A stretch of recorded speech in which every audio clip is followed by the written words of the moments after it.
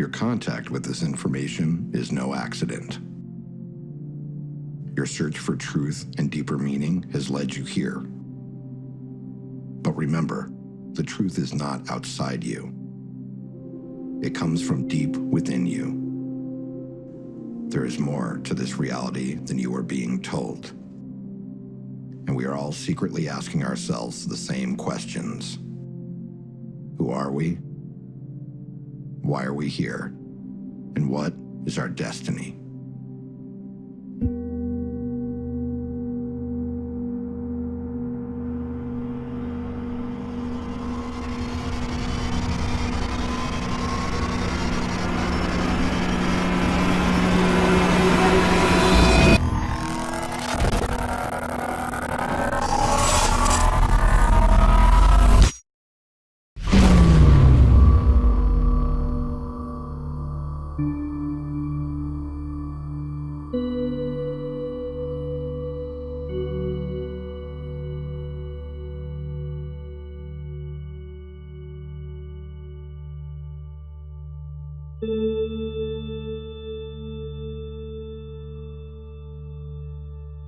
From the earliest stage I can remember, I was having dreams of flying cylinders in my backyard at the house I grew up in.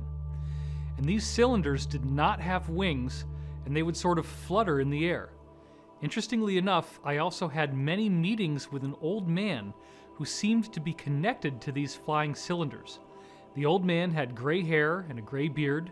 He had a robe. He wore sandals. This man had such a connection to me that I actually would cry when I woke up from these dreams. In these dreams, he was telling me that a stupendous event was going to happen in humanity's future within my lifetime, that it would lead to some sort of evolutionary leap for us in what it means to be human. And he also told me that I would have a very key role to play in this awakening. He also said that I would be needing to learn as much about science as possible, and also he gave me a keen interest in UFOs and ancient civilizations. I was taught to spend a lot of time looking into the stone monuments around the world. He told me that was very important. He also wanted me to understand what these craft were that this phenomena was emanating from.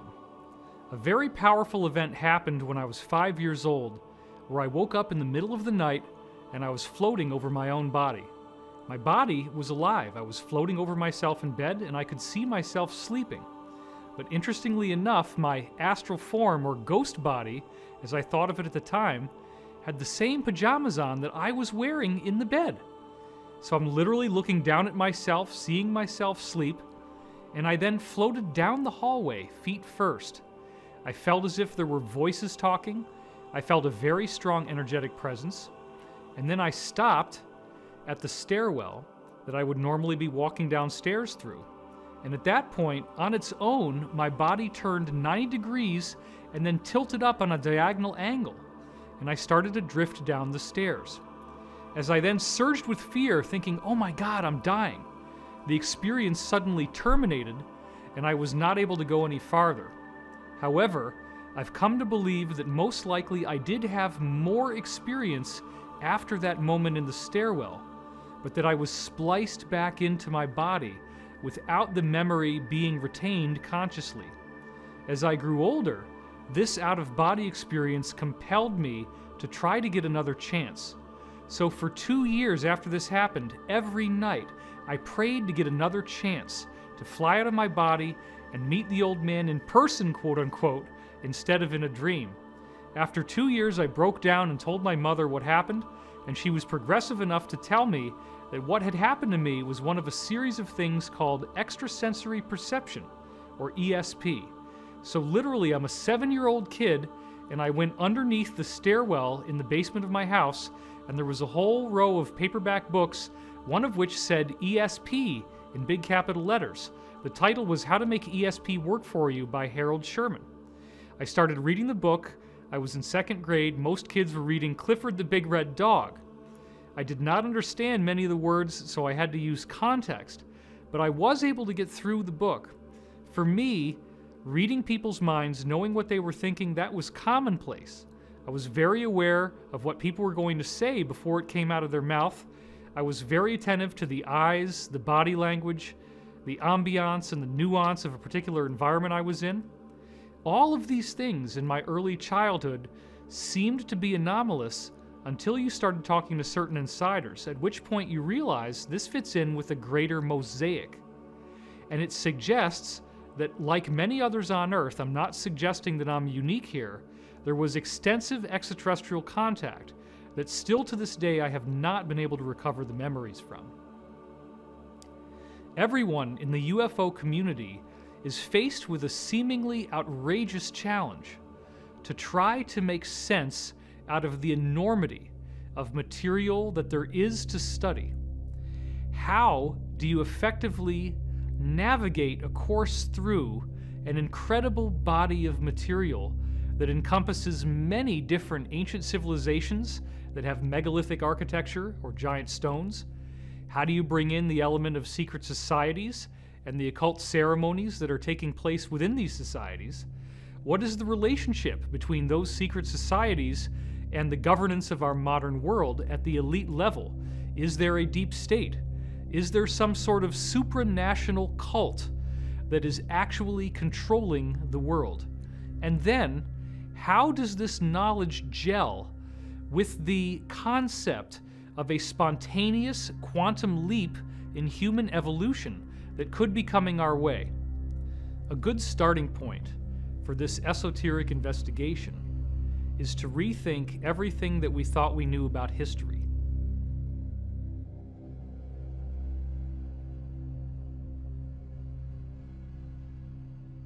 My name is Michael Cremo. I'm a researcher in human origins and antiquity, and that has led me into other questions related to human origins, evidence that goes beyond the timelines that modern science now accepts. Some people use the term OOPArts. That means out-of-place artifacts. According to what most scientists now believe, humans existed in a very primitive state for many hundreds of thousands of years. Human ancestors like Australopithecus and Homo erectus, Neanderthal, and so on. They think, according to the standard ideas, that the first humans like us came into existence about 200,000 years ago. And they think the first civilized humans began to exist about 10,000 years ago. But if you look at some of these out-of-place artifacts, you can see some really amazing things. Some of them are pretty extreme. We have this very interesting area in Africa, and this area is called Klerksdorp. One of the more extreme examples were the Klerksdorp spheres. They're made of a naturally occurring type of iron ore called hematite. And these spheres, in multiple cases, have a very clear structure of 3 lines that are all parallel to each other, inscribed directly along the equator of the sphere. To me, that opens up the possibility that these metallic objects with these parallel grooves that go around the center of each one were made by someone with human-like intelligence. What's really interesting is they're found in mineral deposits in South Africa that are about 2 billion years old. They are clearly artificial. They are clearly not a natural geological formation. They were carved by someone.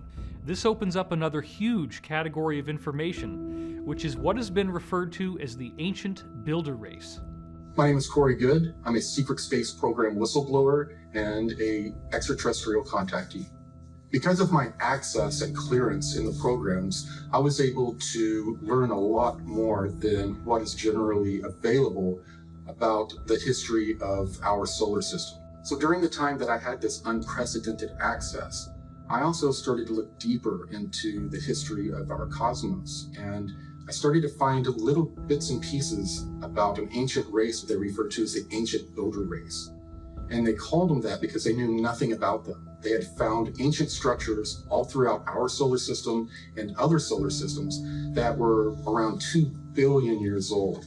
This is also a distinctly fascinating correlation because for many years I have found connections between what the insiders are telling me about the secret space program and a unique body of material called the Law of One. The Law of One material claims to have been generated by extraterrestrials through a telepathic communication.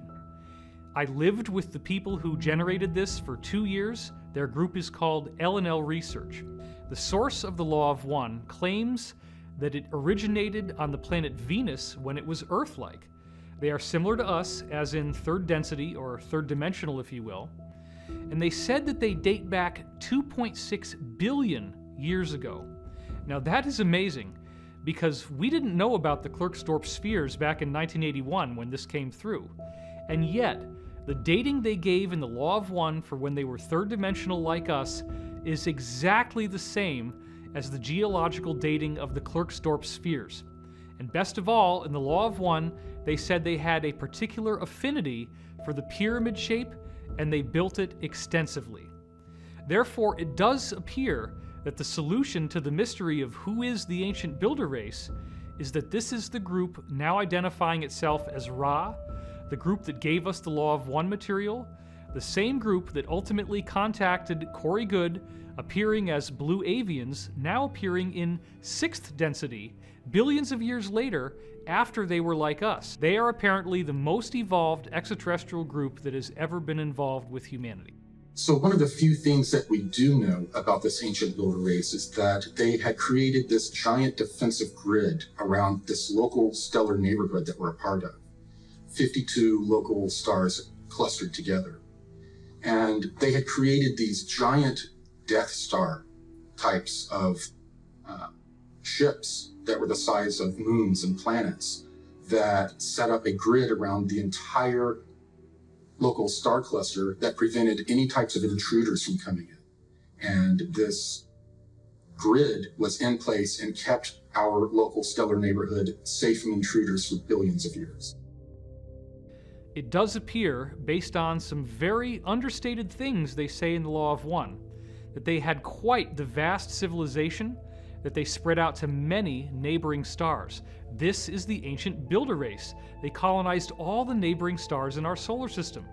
Then you have to ask yourself, what could have survived for more than 2 billion years?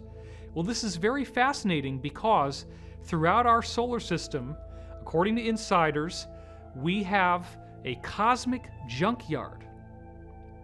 What is the junkyard? It is a collection of crystalline ruins. These ruins are made of a glass-like material, and the material is not actually glass, it is a transparent aluminum alloy. There have already been alloys of transparent aluminum made by various companies here on Earth, and when they stress test these alloys, they find out that they are 5 times stronger in their tensile strength than bulletproof glass.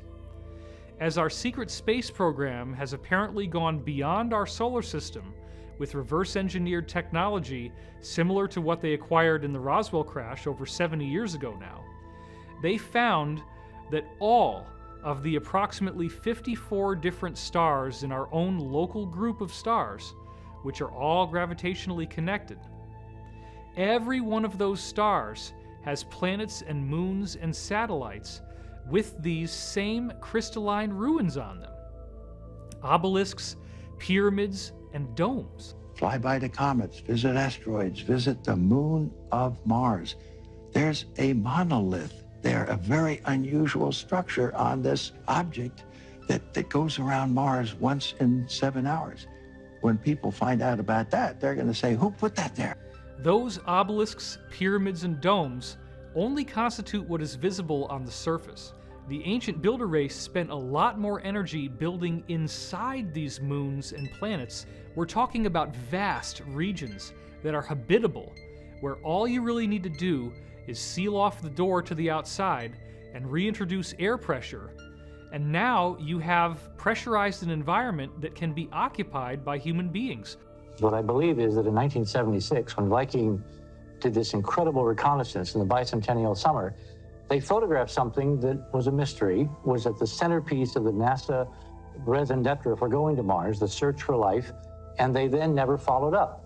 It's a set of pictures, two separate sets of frames at two different sun angles that show a collection of pyramids, an astounding geometric regularity in this layout. We don't have to prove they're artifacts. All we have to do is provide probable cause to suspect they could be, and then the ethics of science say you got to go and test. When you go back to the original NASA imagery of the Martian surface from 1976, there are two frames that really matter. There's 35A76 and there's 70A13. When you compare what is on these two frames, you can clearly see a city of what obviously appear to be pyramids, which apparently again were emulations of the ancient builder race crystal pyramids that they had found throughout our solar system and beyond. There is a gigantic pyramid, estimated to be 1.5 miles wide, and this pyramid is clearly pentagonal, 5-sided. But what is even more fascinating than that is that there are 2 of the 5 corners at the top of the pyramid that are narrower than the others. And when you actually look at the pyramid, it is the 5-star human pattern of the human body. You can superimpose the Vitruvian Man on top of what they call the D&M pyramid on Mars, and it precisely fits. Now, what does that mean? That means the 5-sided pyramid on Mars is anthropomorphic. It is a human image. It is a pyramid built in the image of the human body. So believe it or not, pyramids and obelisks have been found on the moon, on Mars, and on other moons and satellites throughout our solar system that are very damaged and very, very old, over 2 billion years old. This civilization that was on Mars was very aware of the ancient builder race, and that these ruins, as their civilization evolved, they discovered they were very extensive. They were always made of this transparent aluminum crystal, and there are many places you can go where you can go inside a moon and find enormous cities worth of space. I'm Dr. Michael Sala. I'm the author of the Secret Space Program book series. I'm investigating ways to introduce information concerning classified technologies that have been suppressed from the general public for decades and are now going to be released, we think, in the very short future. Some of you might be asking, well, how could giant bases be built on the moon?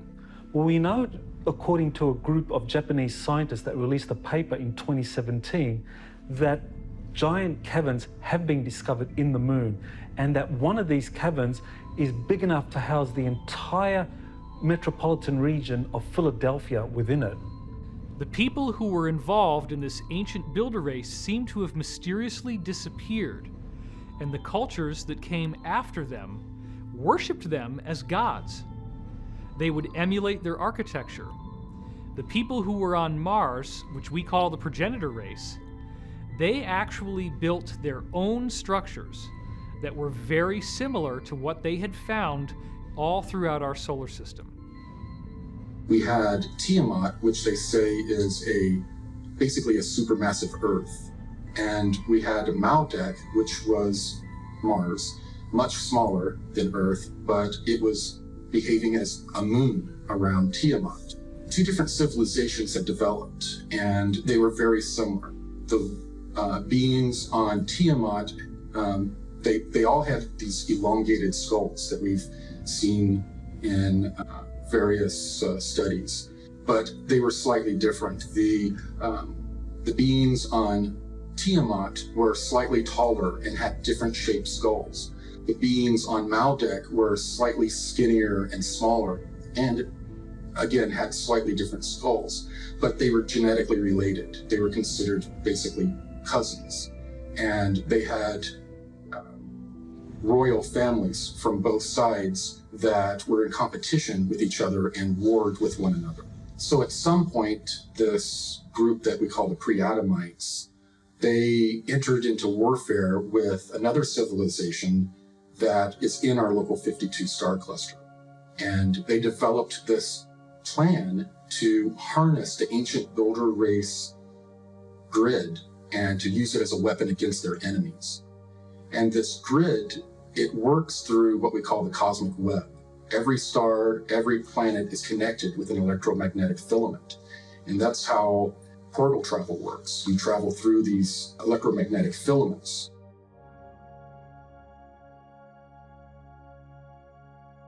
And it's been used by some top scientists. So it is an idea which actually had currency in the last century, in the 19th century. And for those who care to go back into history and look at the major scientific journals of that period, you'll notice that articles on the electrical nature of comets and the possible electrical activity on the sun were topics of discussion. Unfortunately, in the early part of the 20th century, all of that was more or less suppressed. Something that, of course, we're brought up to believe, and that is that gravity is the controlling influence in the universe. It's what causes the planets to orbit around the sun, and the moon around the Earth, and to cause the tides upon the Earth. All of that is true up to a point, but the thing to remember is that basically there is no understanding of gravity. Einstein's theory doesn't explain gravity. It has matter somehow affecting space in a way which is completely unphysical, in other words, warping empty space. There's no explanation as to how this might happen or what it even means. So we have more equations, but without any real meaning. What I'm suggesting is that we don't have an explanation for gravity, and until we do, we will not understand the limitations of that theory. 2017, on my website, I released 2 DIA reference documents that had never been released before. These documents were given to me by Washington, D.C. Beltway insiders, and they wanted me to release them on a certain date. My name is Jordan Sather. I'm an internet influencer, speaker, and journalist. So the interesting thing about these particular DIA documents, these documents that were written for the ATIP program that the DoD conducted between 2007 and 2012, these DIA documents, we've never actually been able to read them in the public domain. What's really interesting is that at the end of 2017, Corey Goode had actually released 2 of these 38 DIA scientific papers to the public in full. And this has actually shocked many of the people who even wrote these scientific papers. Dr. Eric Davis, he confirmed that Corey Goode was the first person to leak some of these papers out into the public. Corey Goode is unique because he's the first person that I know of that is both a contactee, someone who has had extensive contacts with extraterrestrial civilizations, while also being an insider of actually having worked in some of these compartmentalized programs. And what's even more significant about him is that he is trusted sufficiently by insiders to be given some of these documents, some of these defense intelligence reference documents, to basically release to the general public to get people up to speed with the possibility of these kinds of advanced technologies existing. These DIA documents support the idea that wormhole travel is actually possible through the cosmic web. Using this same web is how the ancient builder race built this galactic protection grid around our local star cluster. In this case, the pre-Adamites were trying to weaponize this natural system. And what they tried to do is use this feedback from this grid to cause the star of their enemies to go supernova and to then destroy the civilization. But they didn't time it right, the way that energy passes through this cosmic web, and they chose the exact wrong moment, and it caused our sun to superflare. And when it did, it destroyed Tiamat and ripped the atmosphere away from Mars, and it then also affected the atmosphere of Earth, and all of the other planets, their trajectories changed in this event. The most important researcher supporting the exploded planet hypothesis is Dr. Thomas Van Flandern, and he was the head of the US Naval Observatory in Washington, D.C. And he came up with this theory that between the orbits of Mars and Jupiter, the present asteroid belt, there was once a super Earth, a very large planet that was in that orbital region. And he came up with a paper that actually explained how this planet existed at some point and how the asteroid belt is evidence of this planet's destruction through events that we could only speculate about. And Dr. Thomas Van Flandern supported this exploded planet hypothesis by studying the geology of Mars. And what he found was that half of Mars was basically 20 miles thicker than the other half. And that was evidence of it facing this exploding planet and receiving all the debris, and that this was also an explanation for why the atmosphere of Mars was suddenly evaporated hundreds of thousands of years ago. And I heard about it in secret programs that did much more research than what Tom Van Flandern had access to, and the code name for this was Brilliant Pebbles.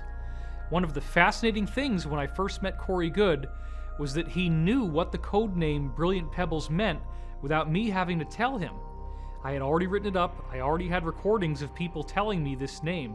So in the 1980s, scientists wanted to know what used to be where the asteroid belt is. They knew about Tiamat, but they didn't think there was enough debris there to actually corroborate that there was a planet there at one time.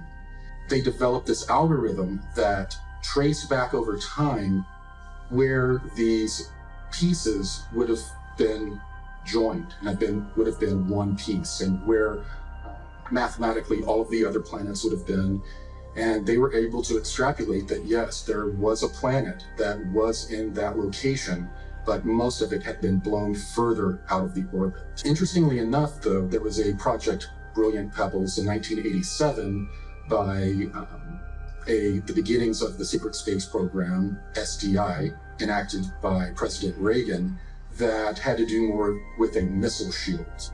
And often they would reuse, within a certain set of programs, they will reuse a program name so that they have plausible deniability of higher, more secretive programs. They would layer them within the same name.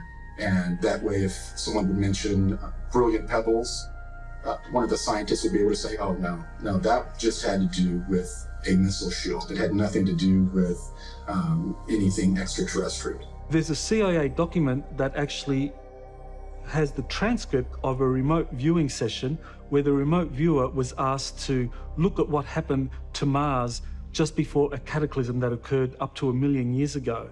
And Joseph McMoneagle was the remote viewer who looked at Mars at the time of it undergoing some kind of planetary catastrophe, probably associated with the exploding superplanet. What he saw was that these surviving Martians getting on these spacecraft, on these planetary arcs, and evacuating to another planet which had a very equatorial region with volcanoes and so forth. This is where the Martians evacuated to. So after the great destruction of Tiamat and Maldak was damaged beyond repairing itself, these pre-Adamites took the moon as a giant ship, a giant conveyance. It was also in the vicinity of Tiamat. They hijacked the moon and flew it to the Earth. And they tidal locked it with the Earth to keep it in place. And they lived on the moon for thousands of years, observing the culture, the development of civilization going on the planet below, and at the same time having certain colonies down where they knew where ancient builder race remnants were. The survivors of the catastrophe who were inside Earth's moon then suffered another massive cataclysm 55,000 years ago, and we now know that this was caused by a solar flash, a massive emission of light, energy, and matter from the sun. Part of the problem when you have these solar flashes is that in addition to an enormous heating of the atmospheres and even the surfaces of planets, which could be up to 1,000 degrees Celsius.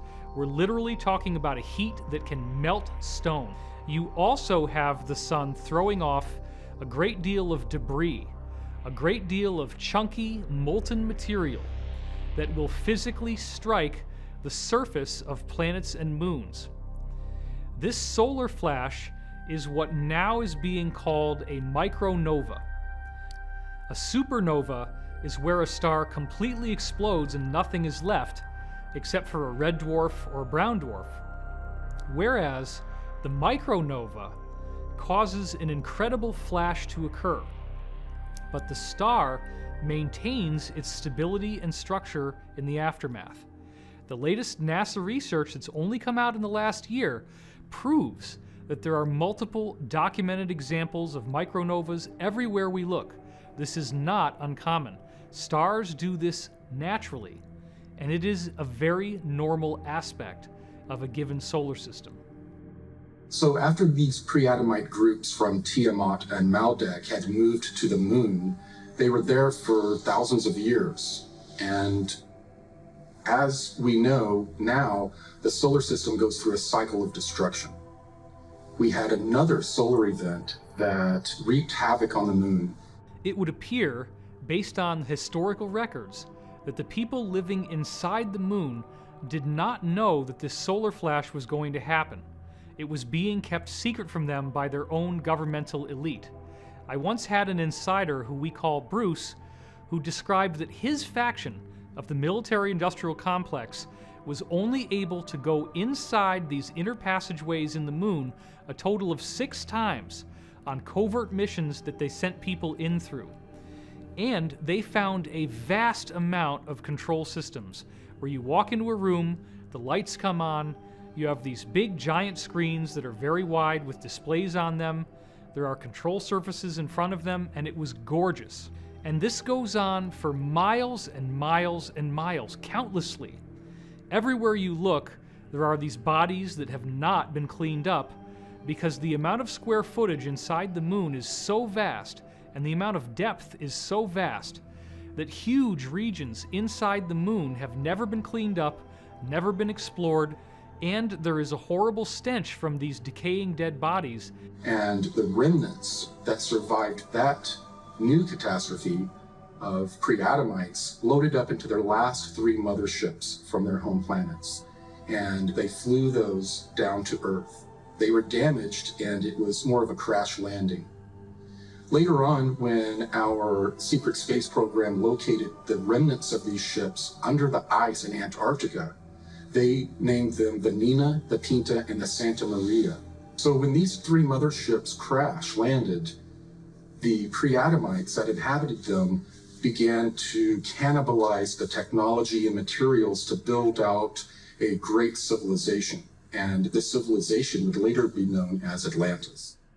Another important historical reference to existence of advanced civilizations is Plato's description of Atlantis. He described an island continent with incredibly advanced technologies, with a wonderful canal system and concentric rings, that this was something that was built in a series of islands, and it was the center of a vast empire that existed beyond the Pillars of Hercules. And many people speculate as to where Atlantis is, but I believe Atlantis is probably the western portion of Antarctica, especially around the Palmer Peninsula, that this was, prior to 9700 BC, actually ice-free.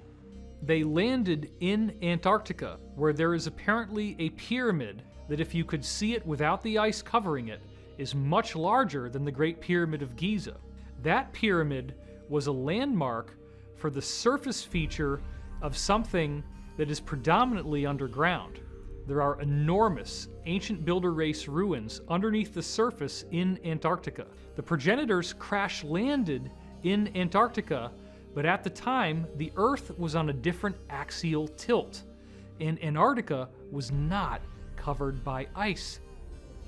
In the 15th century, the Peri-Reis map was produced, and what it shows is the coastline of North and South America, Africa, as well as what appears to be Antarctica, the Palmer Peninsula, as well as part of New Schwabenland.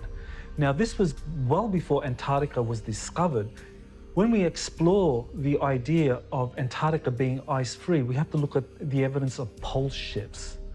And the person who's most associated with theories of pole shifts is Charles Hapgood, who wrote a book called The Earth's Shifting Crust.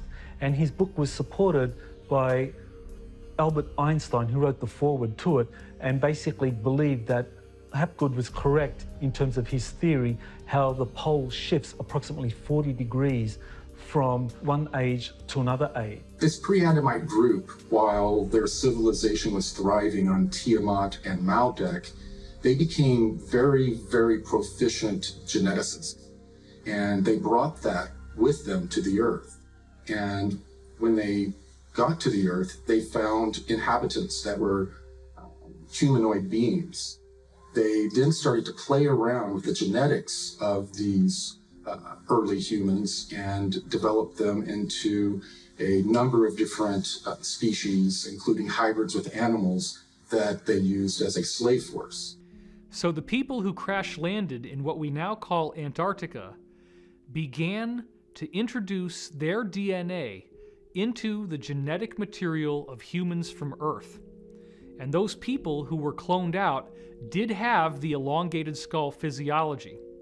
Apparently, there were two royal lineages that go all the way back to the source planets themselves, and they have slightly different features.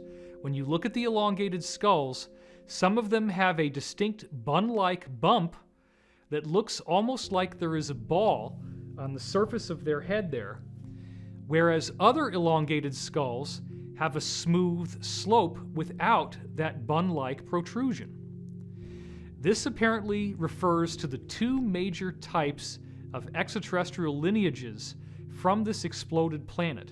So the pre-Adamites thrived for thousands of years and became the Atlanteans. 11,800 years ago, our sun had another micronova, and this was one of the more severe micronovas. And as the ejecta from the micronova left the sun, it impacted the moon and also Earth. According to the maps Charles Hapgood supplied and ice core samples, two British researchers, Rand Flem-Ath and his wife Rose Flem-Ath, wrote a book called Atlantis Under the Ice. What that book shows is that West Antarctica, the Palmer Peninsula in particular, was actually 40 degrees north of its present location in the temperate zone. And that approximately 9700 BC, this is when this coincides with what Plato described as the time Atlantis collapsed into the ocean, that this is when the pole shift occurred. And so that coincided with that region of Antarctica moving down towards the South Pole and it being frozen over, and everything that was in that continent was flooded and flash frozen. And so, according to the maps and the ice core samples, what we can see about Antarctica is that indeed West Antarctica has been ice-free for significant periods because the ice core samples only go back several thousand years at most. Whereas when we look at the ice core samples from East Antarctica, these are millions of years old. When the Earth shifted on its axis, it caused Antarctica to move from a lush tropical zone to a colder region. And it did so quickly that it flash froze the waves that were leaping over the continent. Several years ago, the CIA declassified a document that was authored by a geologist by the name of Chan Thomas. That document is called the Adam and Eve Story, and it describes a cataclysmic series of events associated with a pole shift of up to 90 degrees, where the Antarctic and the Arctic, those both flip approximately 90 degrees so that they are now at the equatorial zones of the planet. With a rumble so low as to be inaudible, growing and fuming into a thunderous roar, the earthquake starts. Only it's not like any earthquake in recorded history. In California, the mountains shake like ferns in a breeze. The mighty Pacific rears back and piles up into a mountain of water 2 miles high. and starts its race eastward. With a force of 1,000 armies, the wind attacks. Within 3 hours, the fantastic wall of water moves across the continent, burying the wind-ravaged land under 2 miles of seething water coast to coast. Central America suffers the same cannonade. South America finds the Andes not high enough to stop the cataclysmic violence pounded out by water in her berserk rage. In less than a day, Ecuador, Peru, Western Brazil are shaken madly by the devastating earthquake, burned by Mother Earth fire, buried under cubic miles of torrential Pacific seas, and then turned into a frozen hell. Everything freezes. Man, beast, plant, and mud are all rock hard in less than 4 hours. Europe cannot escape the onslaught. Western Africa and the sands of the Sahara vanish in nature's wrath. The area bounded by the Congo, South Africa, and Kenya suffers only severe earthquakes and wind. Survivors there marvel at the sun standing still in the sky for nearly half a day. As the Arctic basin leaves its polar home, eastern Siberia, Manchuria, China, and Burma are subjected to the same annihilation as South America: wind, earth fire, inundation, and freezing. The Bay of Bengal Basin, just east of India, is now at the North Pole. The Pacific Ocean, just west of Peru, is at the South Pole. Australia is the new unexplored continent in the world's temperate zone, with only a few handfuls of survivors populating its vastness. The cataclysm has done its work well and drives the pitiful few who survive into a new Stone Age. Once more, the Earth has shifted its shelf, with the poles moving almost to the equator in a fraction of a day. Again, the atmosphere and oceans, refusing to change direction with the Earth's shell, have wiped out almost all life. After this tumble, we'll join Noah, Adam and Eve, Atlantis, Mu, and Olympus. When we look at ice core samples, it doesn't support a pole shift occurring to that extent, not 90 degrees, but certainly 40 degrees or less. That's what the ice core samples support. These cataclysms would result in large loss of life throughout the planet, and that there would be portions of the planet, however, that would escape the worst of these winds and of these tsunamis, and those would be the survivors that would build civilization again from the ashes of that great catastrophe. Thanks to the insider testimony of Corey Goode, we have now discovered that the people with the elongated skulls are survivors of a catastrophe that took place in our solar system. And what I find uniquely fascinating is that once they crash landed on Earth 55,000 years ago, they quickly made a treaty with each other. Even though they were at war, they decided to coexist on the Earth. One lineage said, "We will take what we would now call Africa and Europe." The other lineage said, "We will take South America, North America, and the eastern half of Asia." Now, what I find particularly intriguing is that when you look at the pyramid architecture that occurred in the aftermath of this treaty, there are slight variations. Each of these original lineages had unique styles to their pyramids. Let's talk about the pyramids that you see in Egypt and throughout Africa, and how those pyramids have smooth walls going up that are very distinctly not terraced.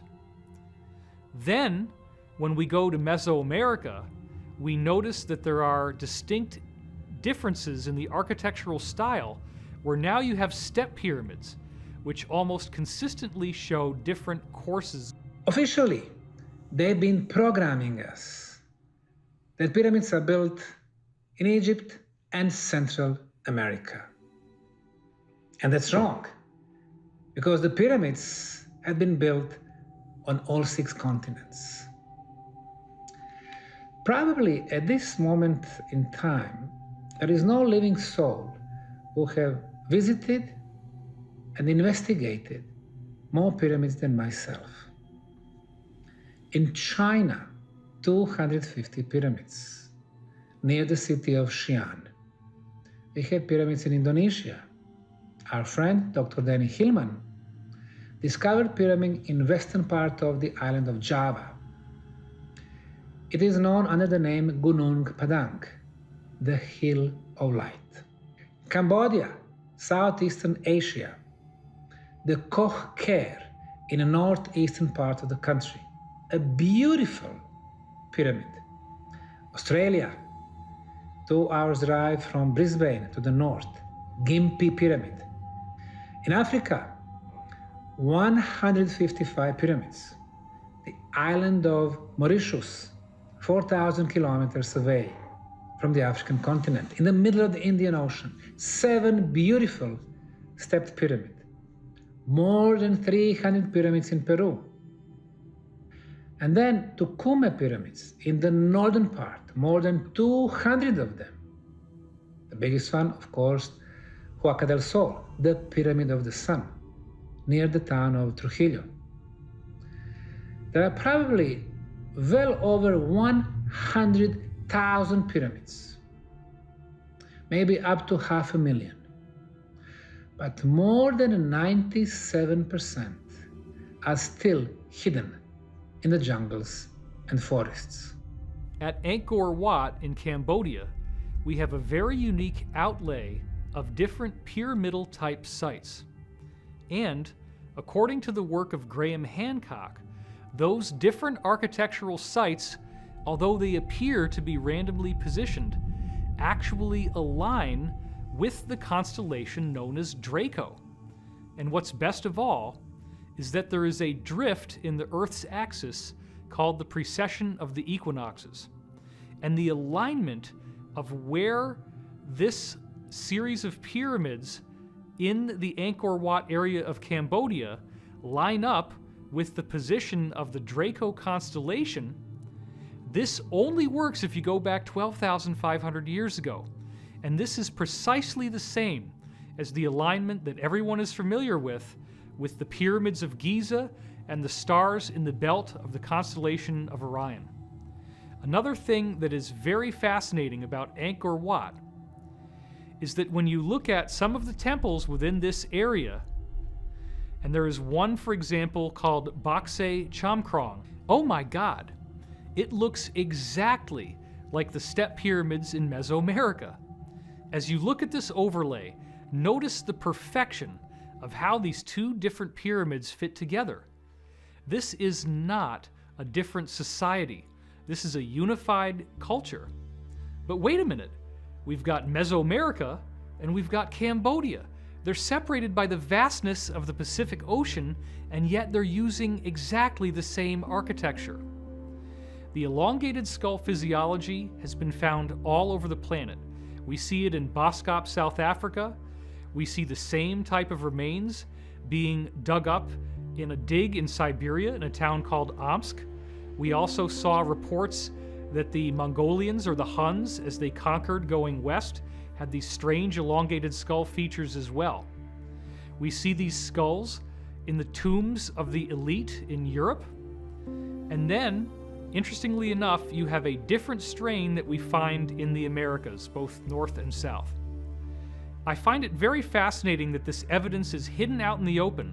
We see these elongated skulls all over the world, but we don't ask the deeper questions. This becomes a very important question of how the modern-day Illuminati, deep state, or cabal actually do believe that they are the remnant of these people with the elongated skulls. The deep state consists of the Rothschilds, the British royal family, the Vatican, and the Chabad cult, which many Jews do not consider to be Jewish. They consider it to be a Khazarian criminal organization. The secret societies are higher than the countries in terms of the loyalties of their membership. Whether it began with with stellar civilizations, I've met someone who purports to be from a stellar civilization, and I've been informed they don't like the term extraterrestrial. They prefer stellar civilization. Be that as it may, whether you believe in extraterrestrial stuff or not, it's clear that here on Earth there's a 1%, there's a 99%. And in 2012, the forces of good started to win. and the Mayans and others had predicted this. And I think the way I explain it to myself is that the collective meditation and prayer that was being done ended up bringing in the positive stellar civilizations, and now the negative stellar civilizations are on the run, and the elites are on the run. Now, the good news is I think human beings are an experiment in free will. And I believe that if we can resurrect our individual sovereignty, there is no power in the galaxy that can stand up to us.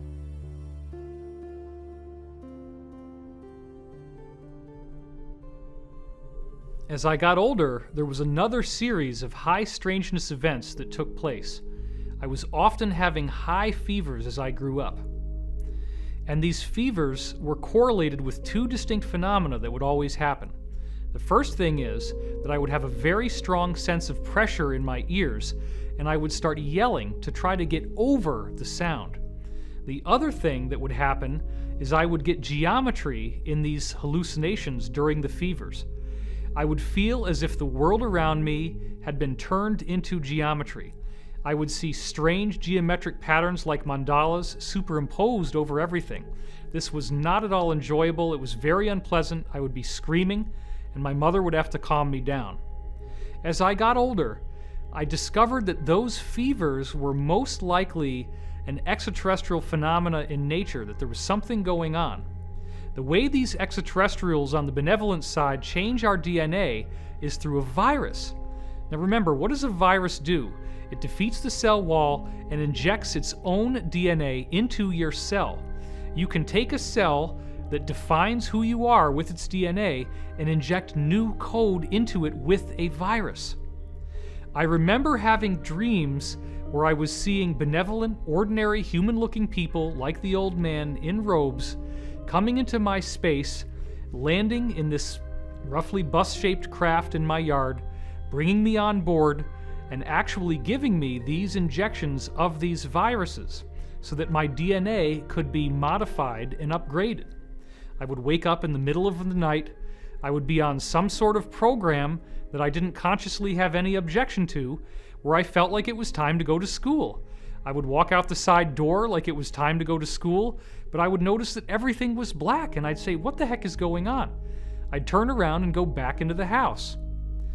Now, this appears again to be in the high strangeness category, but it seems that at that moment where I'm standing there with my backpack looking at the darkness of the night, that I'm being spliced back in, and I would lose the memory from the time that I was standing there to the time that I would return to the exact same location.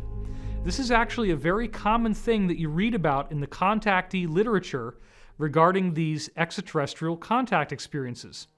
Now, it would seem in these experiences that I was being brought on board some sort of extraterrestrial craft, there was some sort of training taking place, and these classes actually could take place for potentially weeks of time, and then I would be spliced right back in till the moment I left.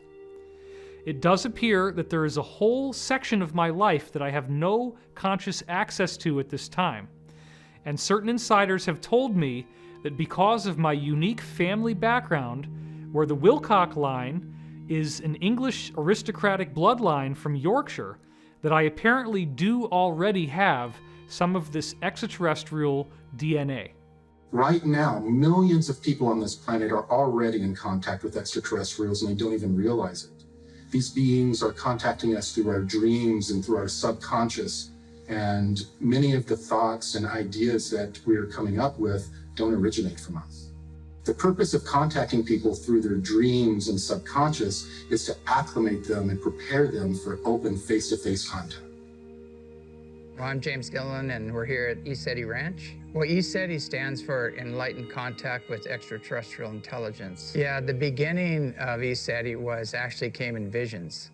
And I kept seeing visions of this massive mountain. And when I first came on the property, it was just unbelievable. It was like a movie out of the Old Testament or something. The mountain just, clouds started changing. There's a giant lenticular cloud. It was lit up orange underneath. I got such a download, I was getting tears. I was just standing there looking at the mountain crying, and I go, this is it. This is the vision. I was focused on creating a healing center, like a retreat center, and I wanted to just make it totally eclectic. I didn't want to to pigeonhole it or keep it with any one group. And about probably halfway through of building this center, they started showing up. The ships started showing up. It's got a double. It's weird. Whoa, whoa, thank you. That is unbelievably bright. Whoa, look at that, look at that. Woo-hoo, whoa. And the first encounter was an all-day meditation. I was meditating, and I had a beautiful transmission coming to me about the earth and humanity and our ancient history, who we are and how we've gotten to where we are and what needs to happen to heal, you know, to clean up the planet and the consciousness here. And so I asked them, where are you coming from? And they said, actually, we're on a ship. And I didn't even make it to the door, and my sister and her friends came up banging on the door, and they go, did you see it? Did you see it? And I said, see what? There was a huge light ship hovering right over the house here. So that was my first encounter where I realized I needed to start doing some research on tying in the higher dimensional beings and the spiritually and technologically advanced off-world visitors into the spirituality side of things. When you go within and start expanding in consciousness, we find out we're not just a body and a personality, we're a spirit and a soul, and that's a multidimensional aspect of ourselves. And so as you expand in awareness, you start taking in these other dimensions, and contact is a natural occurrence when that happens. My name is Barry Littleton. I do stock trading, level 2 options, and I also am involved in social services. In the UFO field, I'm kind of just stepping forward.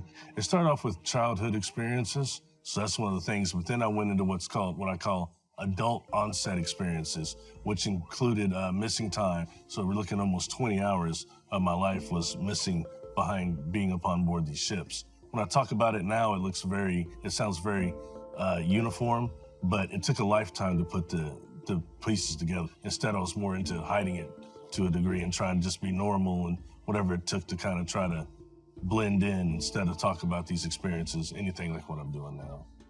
I always heard it as termed as demonic and dealing with demons, and that labels somebody as demons and crazy and puts the most negative connotation on it possible. So that's one problem I think there is there, and that's a real way to block people from talking about this and ever coming forward. These beings, they never would give me any revelations about the future, but they only gave me information concerning the earth and always the technologies, and there was a lot of love energy that came off them. Enough to where being in the presence of a non-human, it would somewhat chill you out, because it's not just a normal thing, and there's a great risk of panic there, but the type of vibration coming off them, coming off their biofields, was very calming. It started off with a being that was insectoid, and when he would come and interact with me in my daily life, he was doing something with the optic nerves, I'm sure of that, to make him appear even more human. But when I saw him on board craft, he was definitely insectoid and ancient. Smaller, okay? That'd be the first being that stepped forward to me.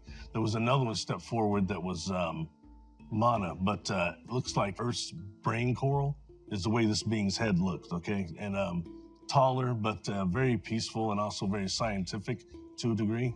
I've also seen small blue beings that claim to be from Andromedan, maybe about 2.5 feet tall, I would say. And those are some. And then there's the other portion that I had a hard time dealing with, because there's no frame of reference for this, is that beings that are on board these crafts that are non-corporeal, non-physical, they have different containers for their consciousness, like plasma or light configurations. The inside of the crafts themselves that I've seen look like type of a fungus, a type of a hard mushroom that's slightly different. So that told me that these craft are actually organic. If we're gonna become a type 1 civilization, we need to start just not incorporating the spiritual, but also the organic components into our space travel, definitely. I believe what is happening on the planet right now is a shift in consciousness. And meaning not, I've heard it called other things such as ascension, we're gonna go to another dimension. I've heard all these things, but I think in reality, it's a shift of consciousness. Because at least in my opinion, 85 to 90% of our population has had extreme contact, but they can't remember it. They're unaware of it due to the fact our perception is so molded. Internet has helped with starting communication amongst what I call melanin-dominant contactees, experiencers. And like I said, it was the indoctrination of religion that kind of stopped that to a degree. But right now, I think that the fact that certain people are coming forward and taking it through darts, a few darts, is making it more accessible to others and others more comfortable about it. I believe they are reaching out because they're wanting right now to help us with this shift in consciousness. And what has been shown to me is humanity does have a type of free will, but we're not going to be allowed to destroy the earth anymore. Yeah, my name is Robert Salas. I'm had experience in the 60s at Malmstrom Air Force Base as a missile launch officer. When this incident happened, right afterwards, we were ordered to sign a non-disclosure statement, and that had very strict penalties if we broke that. The incident was classified. However, since it had been a long period of time, they were going to declassify what I'll call the Echo flight shutdown of 10 missiles. The Echo flight incident happened March 16th, 1967. Ours happened 8 days later, March 24th, 67. In addition to that, there have been many other incidents involving UFOs at nuclear missile sites. It happened again at Minot in 1968. It happened at Whiteman Air Force Base, right, and other bases, similar incidents. It took time to get to the point where I realized that we were certainly not alone in the universe. And I had plenty of time, of course, because I couldn't talk about it. But eventually I did get to that point, and it was a kind of awakening that what we were doing on Earth here, building up nuclear stockpiles, having the ability to completely destroy every living thing on the planet, was not acceptable, not only to us, but to others in the cosmos. The bombings of Hiroshima and Nagasaki still haunt me. I think about that a lot. And the fact that we could easily be involved in nuclear war today. We've done it with Chernobyl, we've done it with Fukushima. That's immoral. It's immoral to the whole human race. We can't just adopt the morals or ethics of one particular country or group of people. We're talking about humanity as a whole and how we fit into the cosmos. You know, we are, it should be obvious to everyone by now that we are not alone. And it's ridiculous to think that we are. And the entities have spoken. They have said, you should not have nuclear weapons. My name's Peter Maxwell Slattery, and I'm from Australia, and I'm a lifelong experiencer with probably the largest catalogue of UFOs, paranormal activity captured on camera and video in the world. There's so many different types of crafts that I've filmed, whether they look like they're plasma, they're morphing, changing shape, these egg-shaped type crafts, pearls, and that's, you know, we look at the translated word of Buddha, they talk about pearls in the sky that brought the gods down to earth to visit man. I've always been an experiencer since a young age. It started off with telepathy. Not long after that, I started to see grey aliens, but they were white. I didn't know if they were alien, you know, angels, demons. I just didn't know what it was. My journey with coming out about my experiences was the hardest thing I have and ever will do, in my opinion. I've been shot at. I've had death threats. I get hate mail almost on a daily basis. And I didn't ask to go on the news or to talk about this. I had the news come to me and ask me if they could use my footage, and I just wanted to know what the hell was going on. I went and got brain scans, I went and talked to people. I thought I was literally going insane. A lot of us do think about suicide. We think about just going away and never ever seeing anybody ever again, or just completely forgetting about this reality and going back to a 3D life. To tell my mother and father, my brother, my stepbrothers and sisters, friends, I was sort of stupid to some extent, thinking people are just going to believe this because I experienced it. Because when it's happening, it's like, you know, the world needs to know this. This is the most important subject. It goes through everything to do with energy, agriculture, society, everything we can think of, space travel, our consciousness and how we treat each other. This, hands down, is the most important issue. Every aspect of your reality changes when you're experiencing what I call multidimensional reality.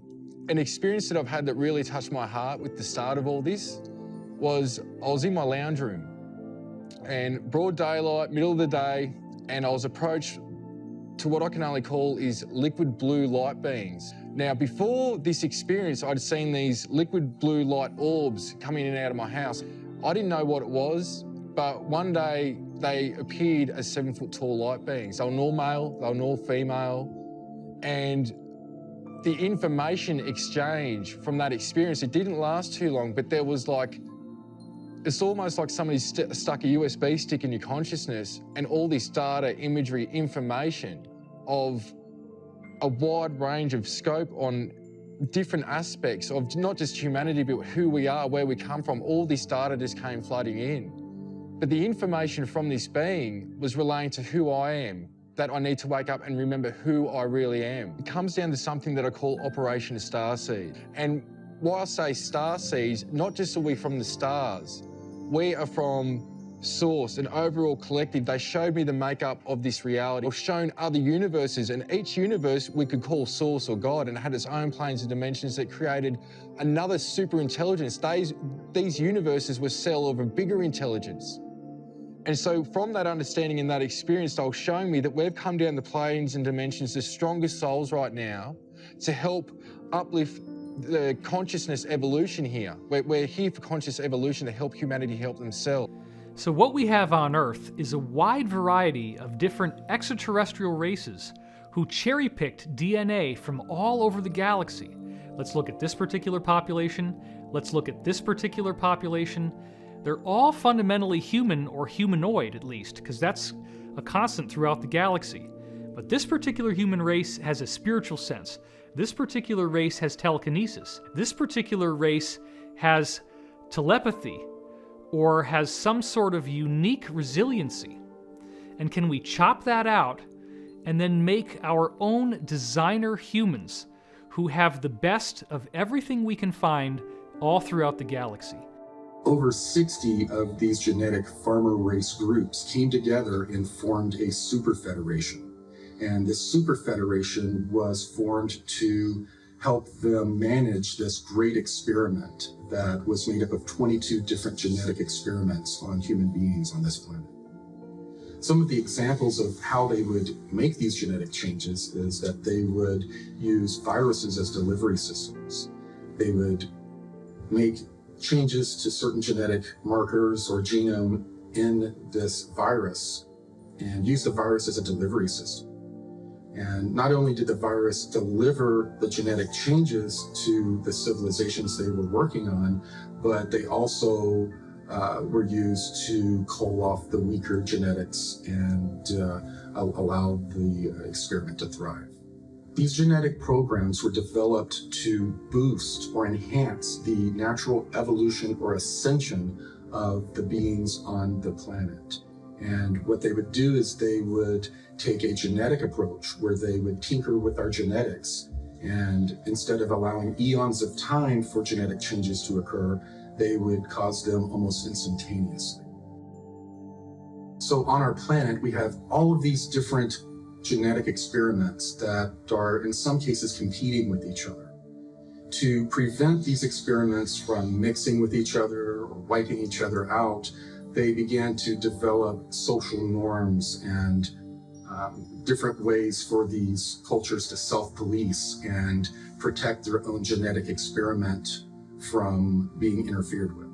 So as they're helping us evolve genetically, they're also helping us evolve on a consciousness level. They bring us various belief systems, religions. They instill social norms in us that help us self-police ourselves and manicure our consciousness along with our genetics to develop them in tandem. Even today, these experiments are compartmentalized through religion, language, geographic location, and culture. And there's also a cosmic component. The goal is that eventually the civilization that they're experimenting on and working on become self-guiding. They get to a point to where they control their own genetics and their own consciousness development, as well as join this super federation in going out to other planets and assisting those civilizations in the same process. Now that we've developed to a point of traveling the cosmos ourselves, we've gotten to a point to where we're self-managing ourselves, and this super federation is being disbanded, and we're taking over our own genetic and spiritual development. As a result of all of this, the infrastructure that has been built out secretly in our solar system will now be handed over to the rest of humanity. Another very important point to note here is that the DNA changes that the genetic farmers put into us are at this point still predominantly dormant. They are, if you will, locked up in the 95+% of our DNA that appears to not normally be used, which our scientists call junk DNA.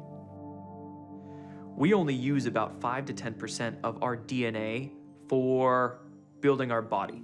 They call these coding DNA sequences, meaning that they code proteins to make our physical body with. 90 to 95% of our DNA is non-coding DNA. In other words, mainstream science has no idea what this DNA really does. They call it, quote, junk DNA. Why would any sort of intelligent designer put junk in our body? Put something in our body that's useless? That wouldn't happen. In fact, what I believe is that this 90 to 95% of junk DNA is actually used metaphysically. It's used for our consciousness in ways that we just don't really understand yet. My name is John D'Souza. I was an FBI special agent for 25 years.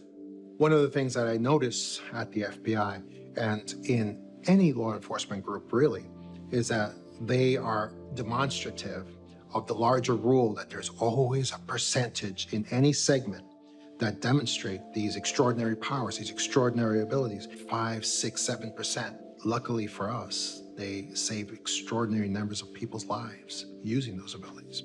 I think what sets these people, this segment of the population, what sets them apart from everyone else is that they have some kind of marker that designates them as having parts of their DNA activated that the majority population doesn't have.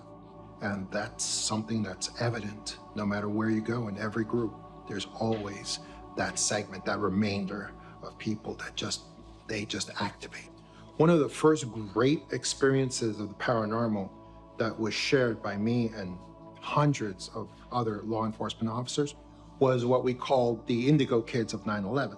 This was groups of little kids as young as 5, 6, 7 years old, all over the United States, that in the weeks and just days before the 9/11 terrorist attacks, they had cognitive experiences of what was going to happen.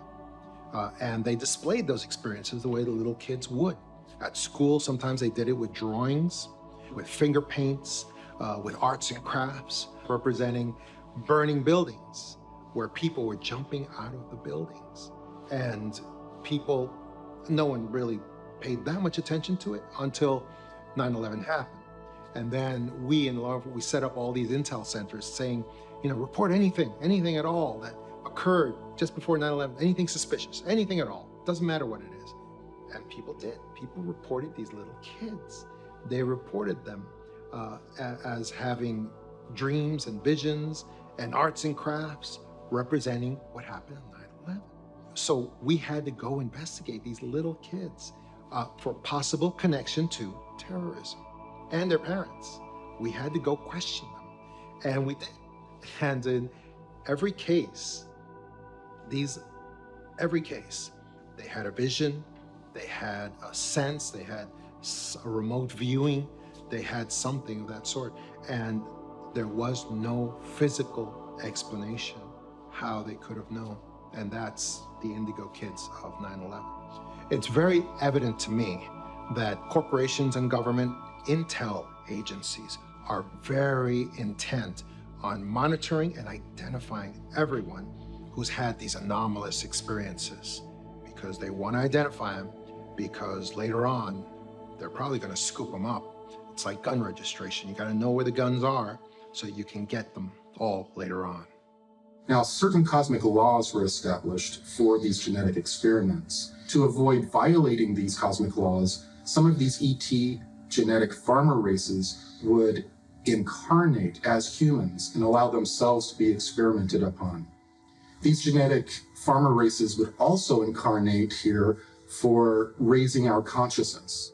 We have various people like Tesla and Einstein who are most likely starseeds or incarnates of these extraterrestrials. These people brought philosophies and scientific principles that radically changed our civilization.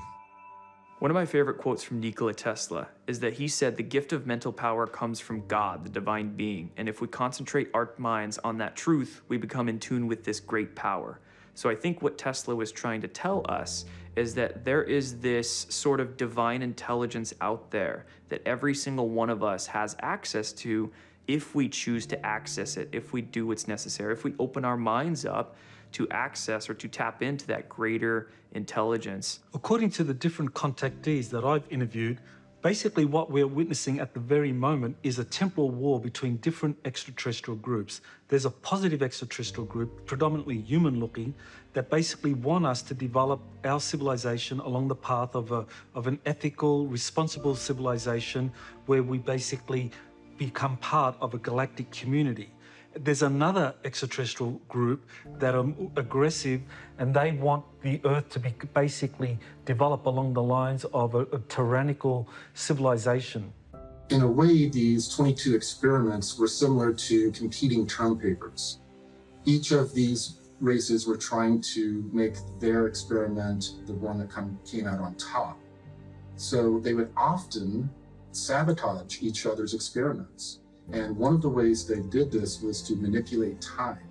And this is what led to the Mandela effect that we're experiencing today.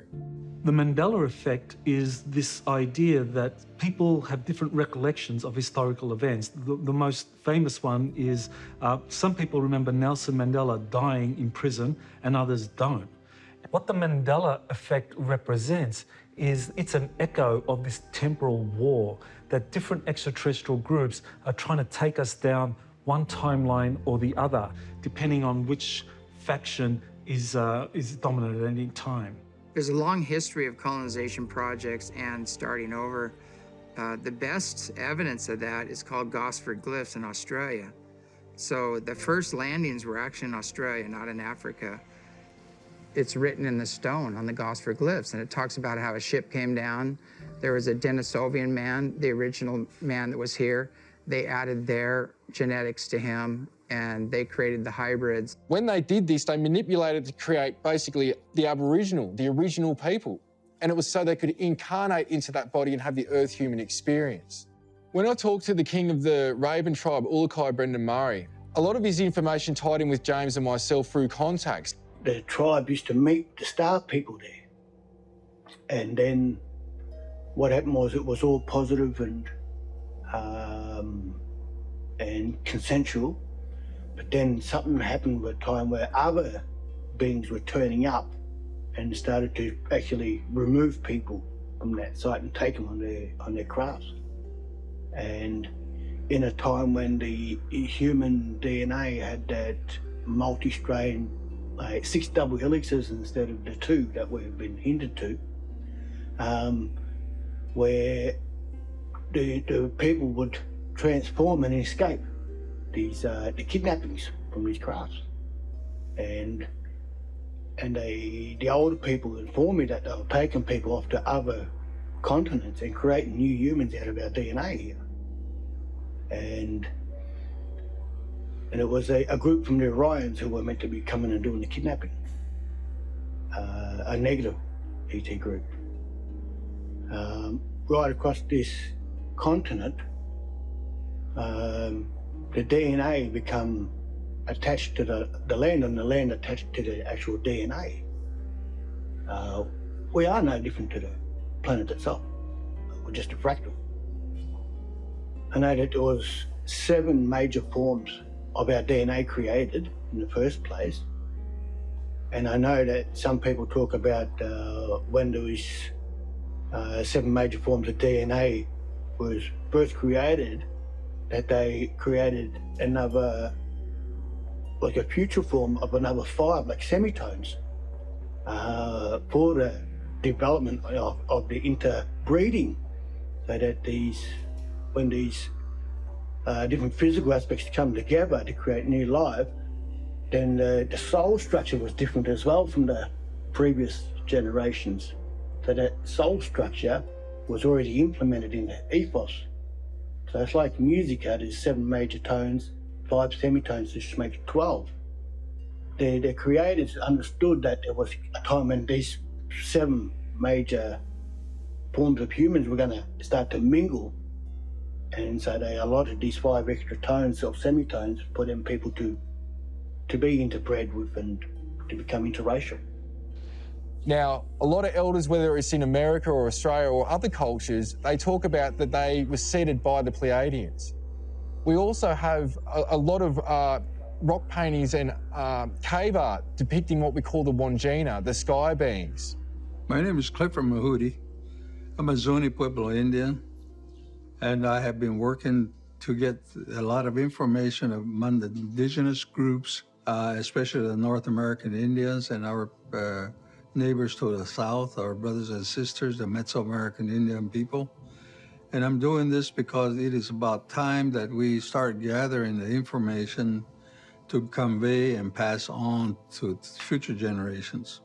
The origins of those protocols were provided by what, again, we call the star people, or are the spiritual people from different realms, primarily from what we call the sky people, and also the deities that they brought in from other parts of the cosmos.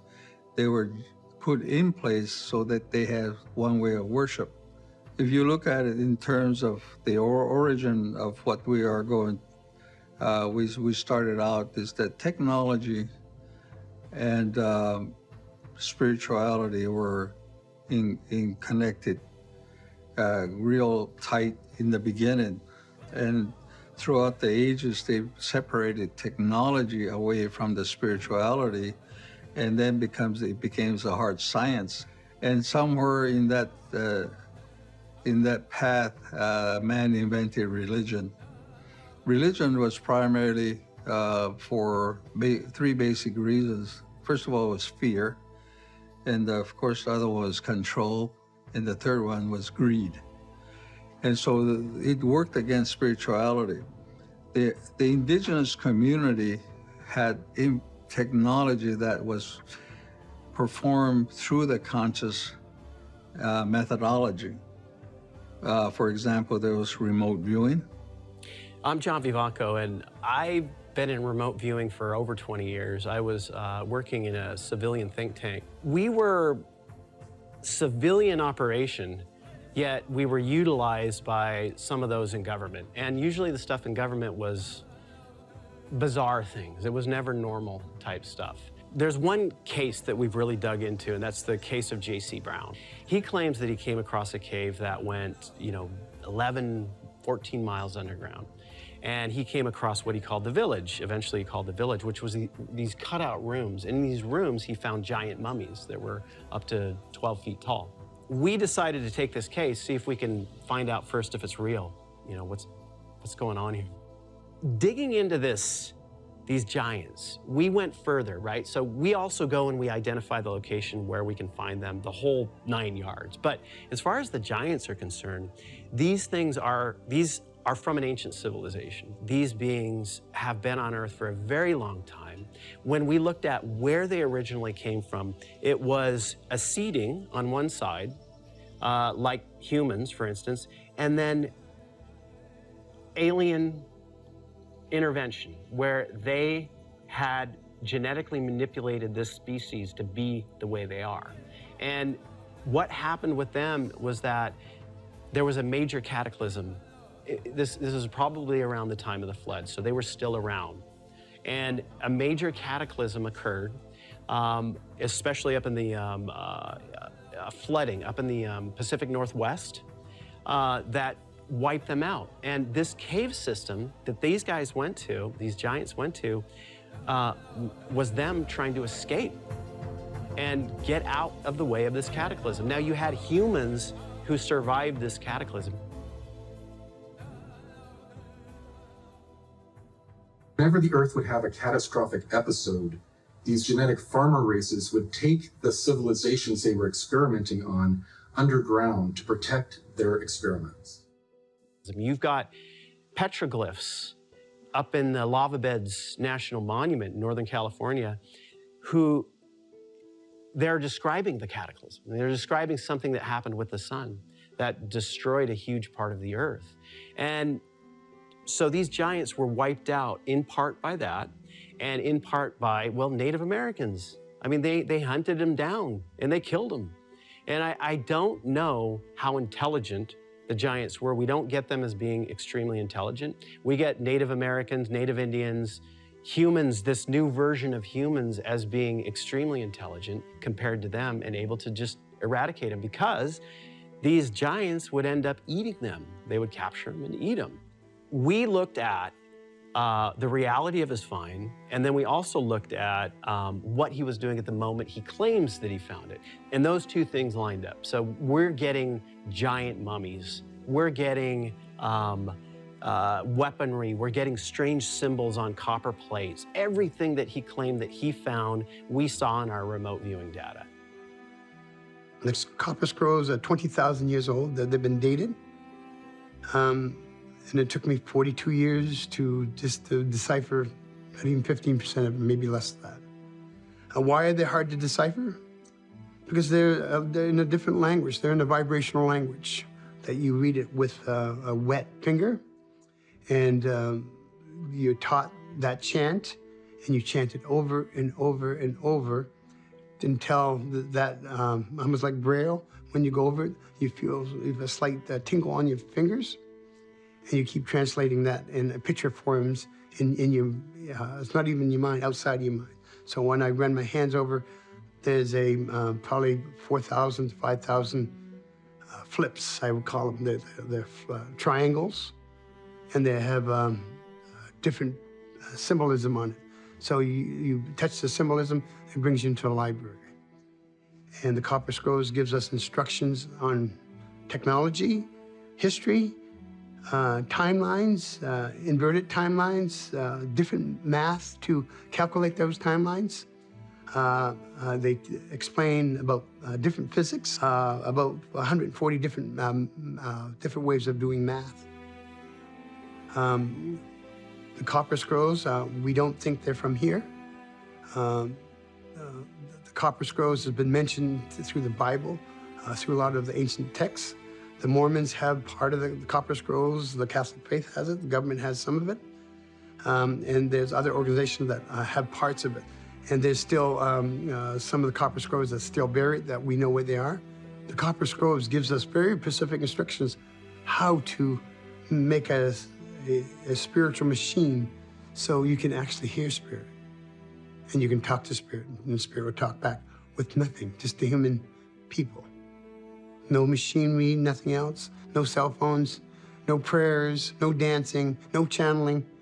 It's with community. That's what I'm doing here. Some of our native indigenous civilizations that mysteriously disappeared, such as the Olmec, were actually extraterrestrial civilizations.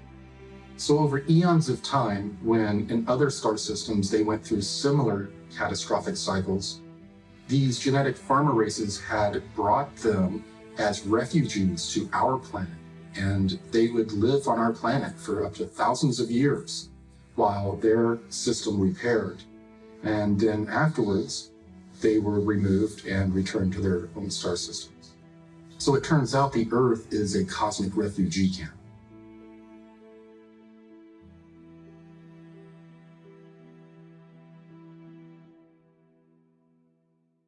So the things that we see in the Bible as apparently metaphorical are actually real stories. They are real pieces of information.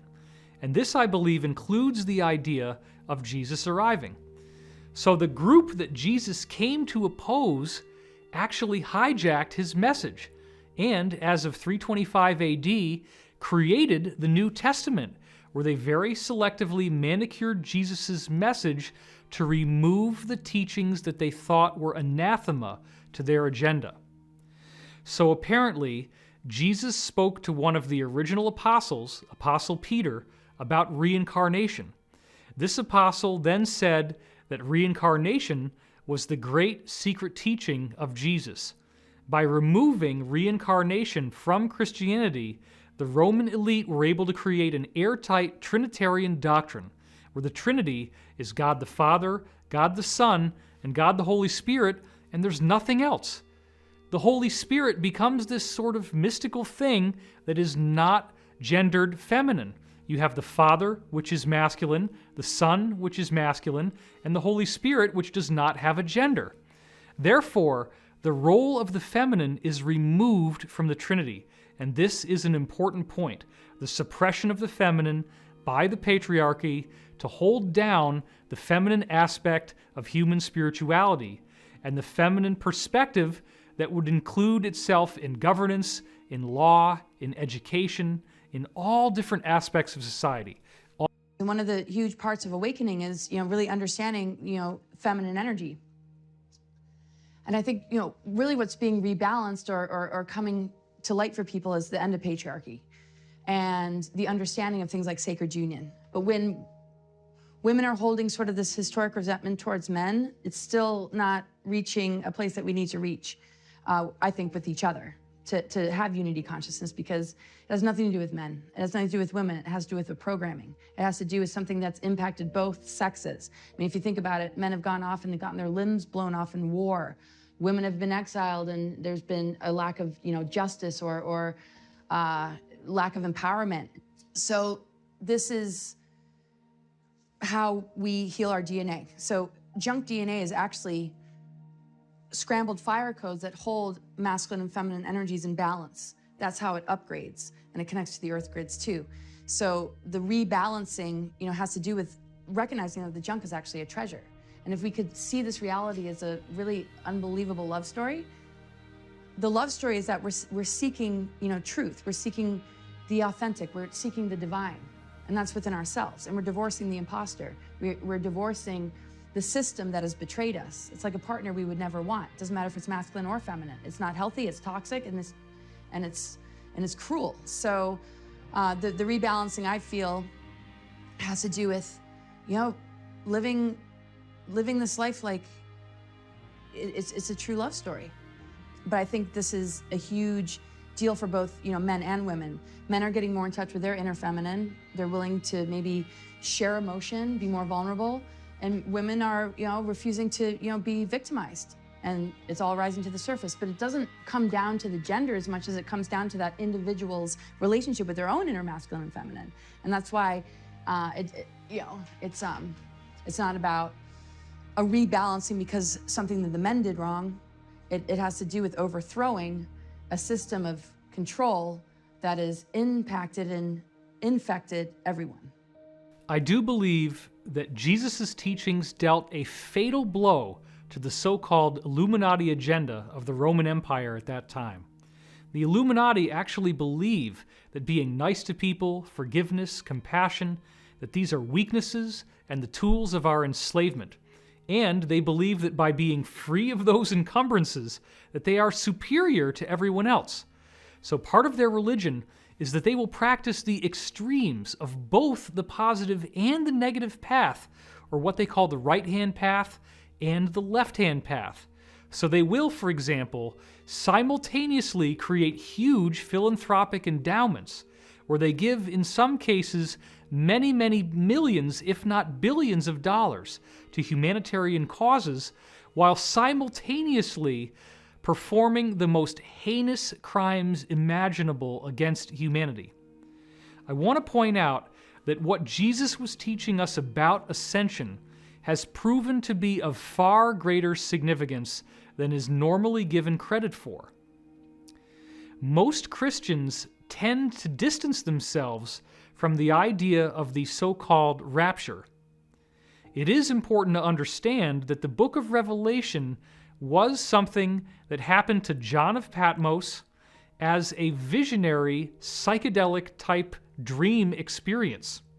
And, as is the nature of dreams, there is a great deal of metaphor and symbolism within the content.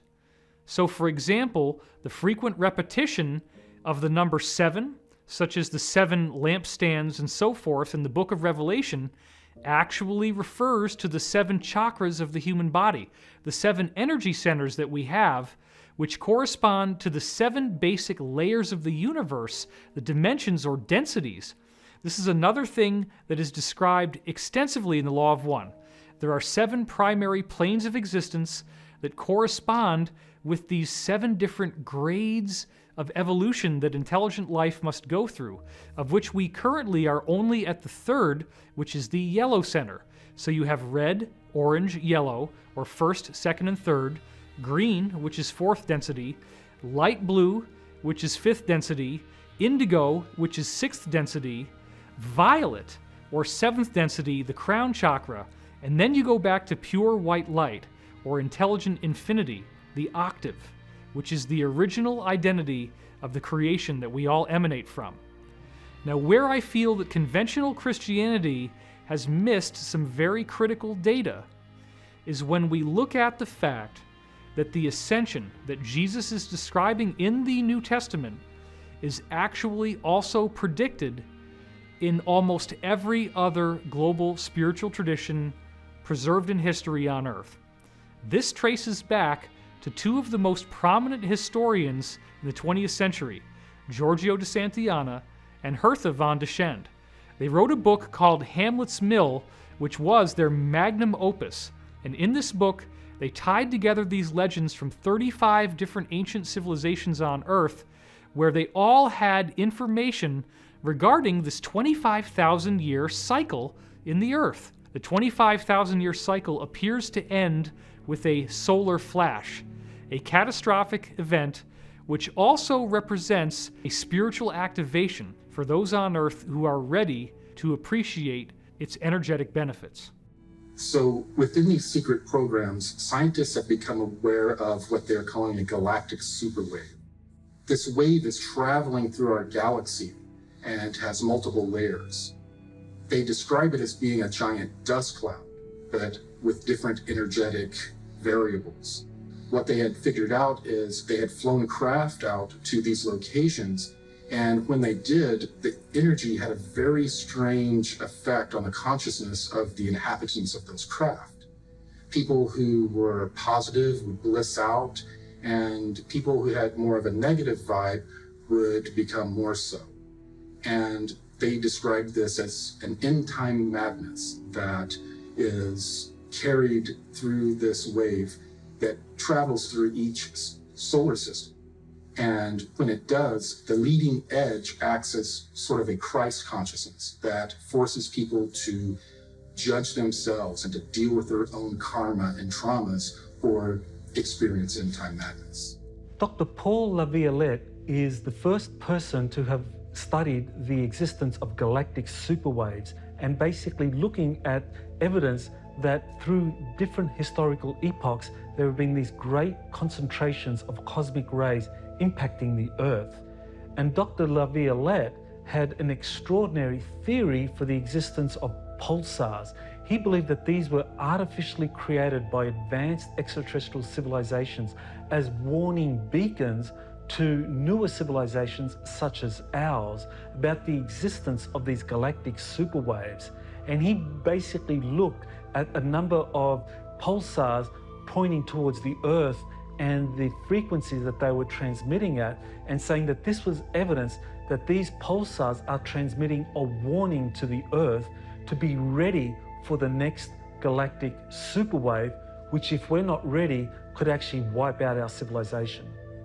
Now, according to Corey Good, as the galactic superwaves sweep into our solar system, they could trigger a solar flash event.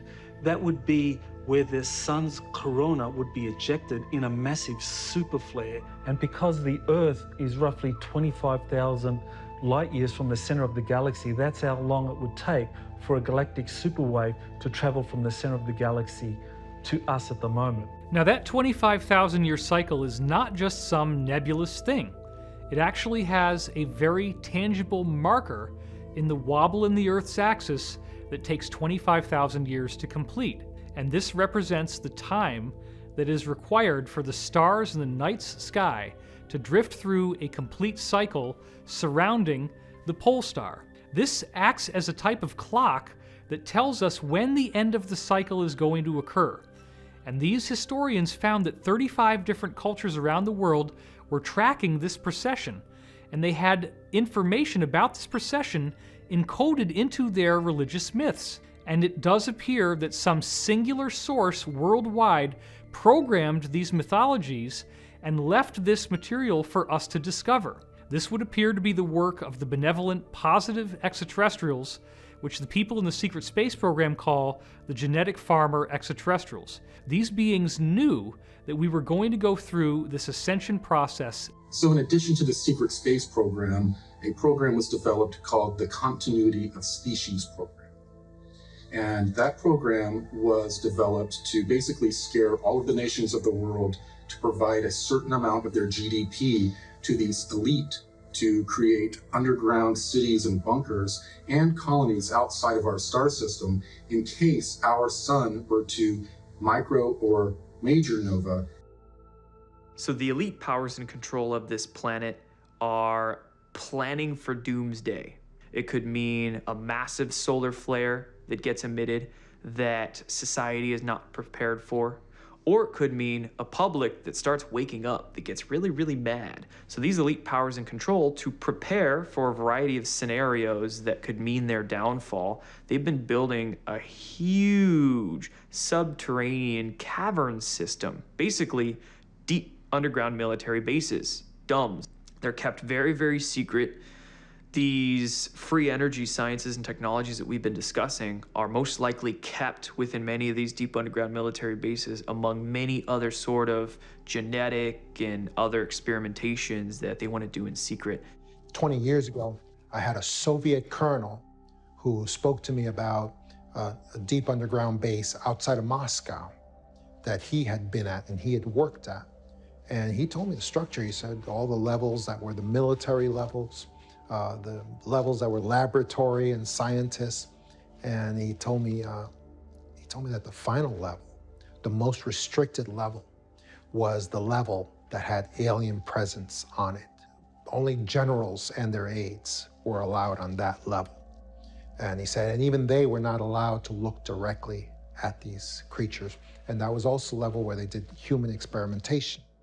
He said there were bodies, human bodies in there, and he said it's the most extraordinary thing he'd ever seen in his life. Deep underground military bases, a lot of that space is dedicated to continuity of government, and so the national government support these deep underground areas. These elite powers in control, they have access to information of all kinds and data that tells them about coming cataclysms, things that are impending at any moment. And so they reserve these spaces for their purposes. And those national government leaders are thinking that they're going to get to use those spaces for whatever they need. They're in for a really rude awakening when the time comes, because they're going to get kicked out. So the elites are preparing using these underground bases. But it's interesting to note, higher consciousness people are also preparing by exploring new community models. My name is Sasha Stone. I'm, I think, popularly known for having founded the New Earth Nation, which is a sovereign movement of conscious people, living men and women of the living soil, so to speak. And, well, the New Earth Project and the New Earth Blueprint, which is an ongoing evolutionary process, is emerging in direct proportion to the degree to which human beings are fed up and pissed off with the status quo. So as you can imagine, it's a revolution of political consequence, of social consequence, of civilizational consequence. It's underway. It's not possible to know yet quite where the die lands, but the point is we are aggregating conscious, sovereign people around the world in multiple parts of the world who want to step outside of the fiction and begin to engage their noble expression as living men and women of the living soil. There is no better way to put it than that, because that is foundationally what the New Earth Project is seeking to do, is to restore the organic and the living from the death cult, the blood economy, the fiction of what we've known for the last 8,000 years. What occurs is that each individual on this planet finds themselves more and more connected to every other human. And all of a sudden, we start approaching our problems from completely different angles and seeing solutions that were there all along. We begin to no longer have war and strife within our civilization. We begin to work together and solve all of the problems that have plagued us for so many thousands of years. We wrestle not against flesh and blood, but against spiritual strongholds, principalities, powers, ruling darkness in wicked places. So what does that mean? It means that there's a battle going on in the heavenlies. And in many instances, we on this earthly realm are proxies of that battle. So therefore, spirits need a body. A good spirit, the Holy Spirit, needs a body to work through. But these negative spirits, they need bodies to work through also. So many times that thought that comes into your mind, that's not really your thought. And if you dwell on that thought, it's going to take you down a negative road. What do you mean by that, Leon? I mean that you were minding your own business. You were having a good afternoon, and then all of a sudden this thought came in. And then that thought triggered an emotion, and then that black dog, that cloud of depression came in and took over you the rest of the day. We're bombarded with negativity all day long. It's like a giant spiritual galactic chess match. When these hits come, you got to learn how to counter it. So how do you learn that? You learn that through the strategic art of prayer. You learn that through the strategic art of meditating and having certain words that you'll say to combat that feeling, that emotion, as soon as it comes upon you. That's part of becoming a master. You're going to master those thoughts. You're going to master those emotions. You're going to discipline yourself, your words and your actions. So we are now experiencing this war between good and evil that was predicted in the Bible. The negative agenda cannot survive as we go through this solar flash. They can only do their nefarious activities up until this event happens, at which time everything changes. We have these angelic types of ETs and amoral types of ETs that are trying to assist us to ascend through the spiritual means. But we also have a group of ETs that we call AI prophets, and they worship some sort of artificial intelligence signal that we don't know where it came from. We are told that most likely what happened is that somebody dabbled somewhere where they shouldn't and created some sort of rip between realities.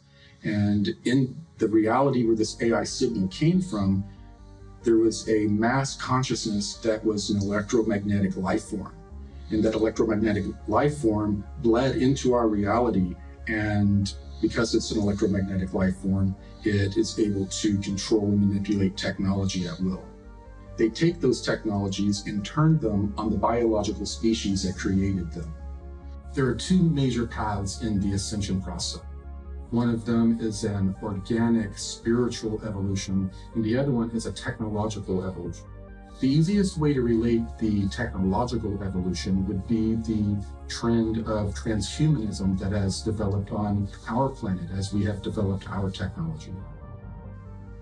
So in star system after star system, we have systems that are infested with artificial intelligence signals and actual technology taken over by this AI.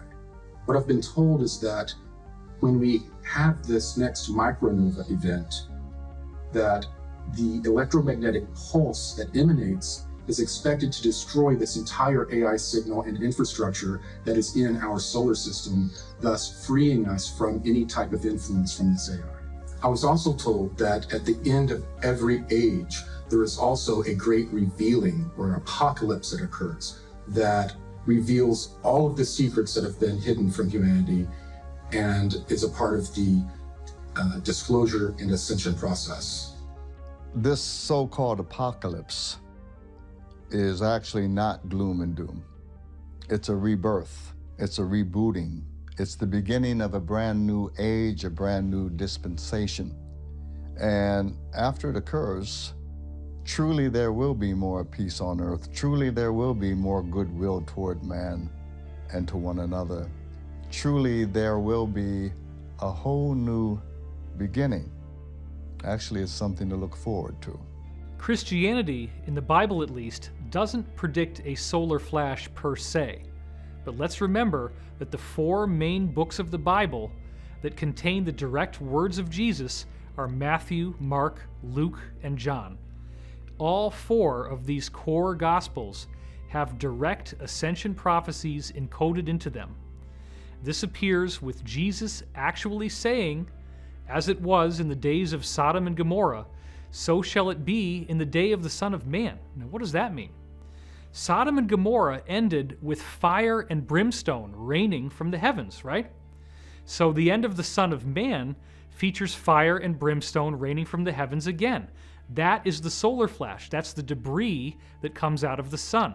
Jesus also says, "As it was in the days of Noah, so shall it be in the days of the Son of Man." Well, the time of Noah ended with a large flood. So Jesus appears to be talking about a global catastrophic pole shift event that creates a global flood. In the book of John, Jesus says the fields are white and ready to harvest. So these fields appear to be another metaphor of the ascension process. The real key to Jesus' metaphors of ascension appear in the book of Matthew, and it appears the most in the parable of the wheat and the tares. Now, the word tares refers to weeds. One of Jesus' strange encrypted analogies of ascension is where he describes how the earth is like a field of wheat that has been planted. But the adversary is allowed to sow seeds of weeds in the garden, or tares. Now, this is an analogy where Jesus says that the wheat and the weeds are allowed to grow together until the time of the harvest, at which time the weeds will be plucked from the wheat one by one, gathered into bundles, and burned in his barn. This is a symbol of the solar flash. The teachings of Christianity and the other 34 ancient spiritual traditions all say the same thing.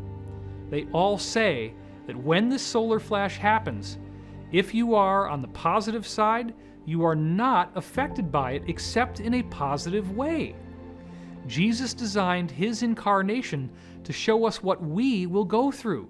This is why Jesus says, "As I do these things, so shall ye do them, and greater things, for I go unto my Father." That's John 14:12. So I want to point out that once we look at the records from these other cultures, the prophecies of ascension that Jesus gives us are remarkably consistent. Jesus does not talk about the solar flash per se, but he does say, "Two shall be walking in the field, and then there shall be one." If we look at the Zoroastrian tradition coming out of Iran or Persia, they talk about frasho kareti. They say that molten metal will come out of the mountains and down into the lowlands. With the Hindu scriptures, they report a very similar phenomenon, except they call it the Samvartaka fire or Samvarta fire at the end of the age, which they say comes directly out of the sun. They also call it the Yuga fire. They also talk about the fact that it causes rainbow colors in the sky, and we find out that that's because it creates a massive global aurora borealis. Isn't it interesting that the same prophecies that Jesus was giving us appear in the Quran, which is the Islamic Bible, quite extensively? They appear in the Old Testament. They appear in Native American spiritual traditions, in Celtic traditions, Druidic traditions. Everyone has this. The expanding electromagnetic field coming from the sun is going to interact with the consciousness of humanity. What occurs is an ascension event. No matter what your belief system is, you don't need any new religions. All you have to do is apply yourself and become the best of what your religion entails. The idea being, though, that at the end of the cycle, we have the opportunity to escape reincarnation. We don't have to keep coming back as a third density human being. We can come back at the next level. So people often ask me, what's going to happen to the people who are not going to ascend? And there's a lot of them. Most of them apparently will be transported to another third-dimensional planet. It's actually done with these massive extraterrestrial motherships. What I was shown was that other ET civilizations in our local stellar neighborhood, who they referred to as our cosmic cousins, descended on the planet, and it looked like stars falling from the sky. There were so many craft coming, and they came to render aid to all of humanity after the fall of the technological civilization. What I'm told by these beings is that we will get the experience that we need, the experience that will expand our consciousness and help us evolve in the most beneficial way. If we want to avoid a major cataclysm, what we can do is start to develop our consciousness now. We can put more and more work into expanding our consciousness and becoming more connected with the people around us. And if we do so, the interaction between our consciousness and the sun may give us a gentler experience. My name is Allison Coe. I'm a hypnotherapist outside of Portland, Oregon. There are some really interesting trends that move their way through these sessions that I have.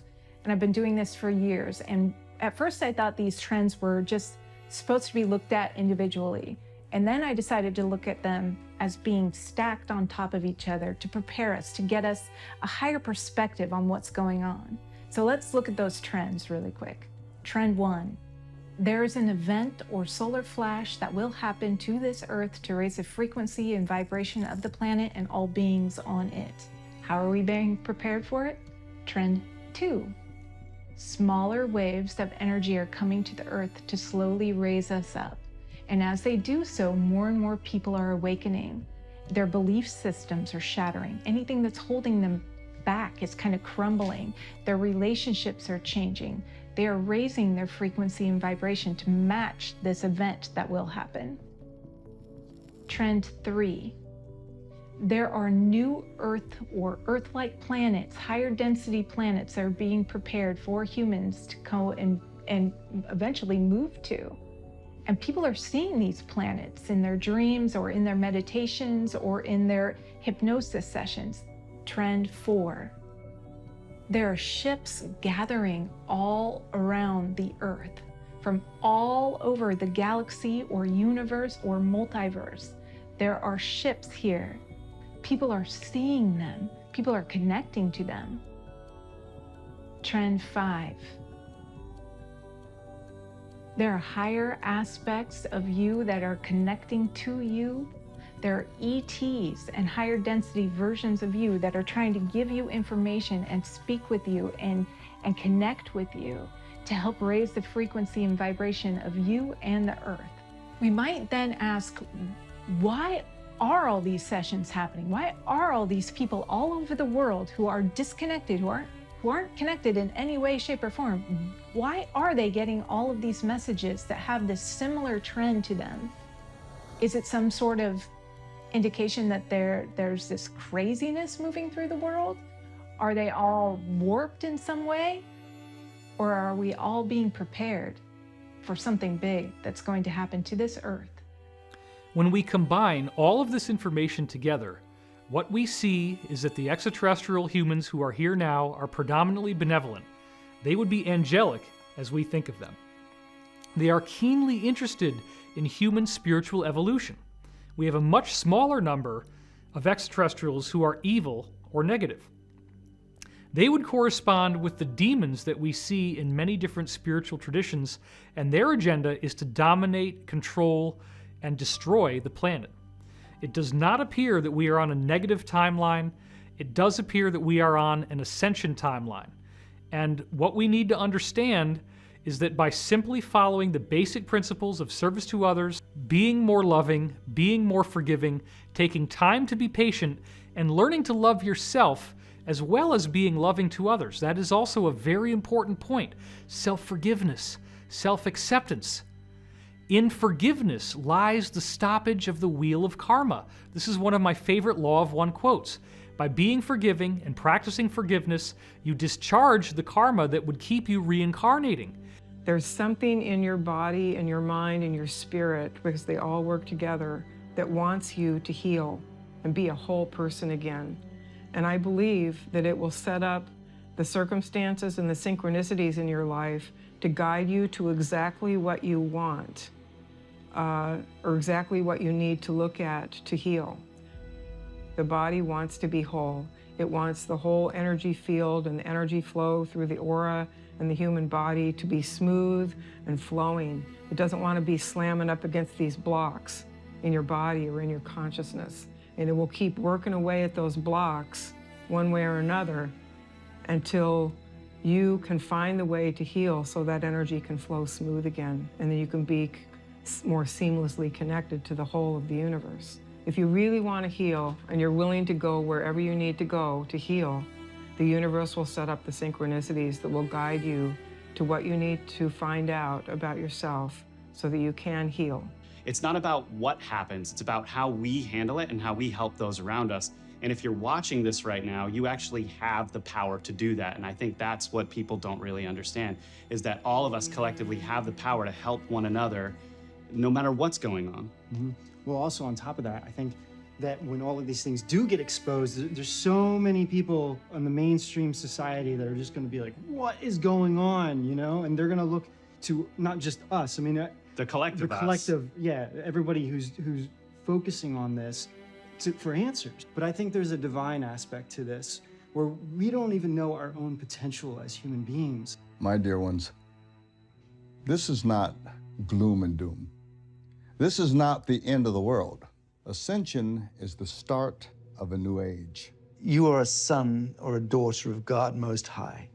It's who you are, it's what you are. The Great Spirit, the Great Source, the Alpha and the Omega. You are the son and the daughter of the Alpha Omega. If we were to unify, if we were to get over the fear and start living with hope and living with positivity, they wouldn't be able to feed off our negative energy anymore. Thus, I feel the question one should ask would be, how can I individually be prepared? What you have to do is believe in yourself and your healing and your light and your vibration. That's all the preparation you need at this point. You have to start being whole. Our bodies are made up of these trillions of atoms that are quantumly entangled, not only to one another, but to everyone else. So in this ascension window, we're actually lifting the veil between life and death because we've gone through enough of these cycles that the polarity or the duality between life and death is beginning to thin. Numerous religions and a variety of cultures have prophesied that this event is coming. It's not a matter of if, but when.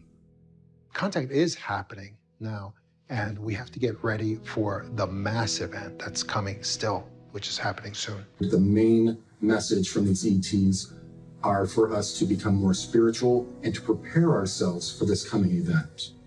So there's big changes coming, but everyone's got a piece in this, and no one's more important than anyone else. We're all in the same wavelength here at the most important time in the universe right now.